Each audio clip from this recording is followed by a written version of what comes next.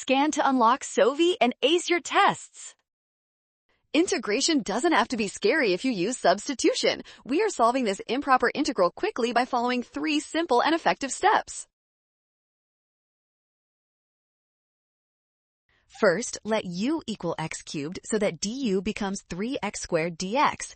This substitution simplifies our integral significantly because the x squared term is already sitting right there waiting. Next, we rewrite the integral in terms of u, which gives us 1/3 times the integral of 2 to the u power. This makes finding the antiderivative much easier. Finally, evaluate limits from -infinity to 1. As u approaches -infinity, the term becomes 0, leaving 2/3 natural log 2. Well done! Option B is correct. Scan the code to learn with Sovi. Watch signs and avoid rushing. Trust the given and check steps.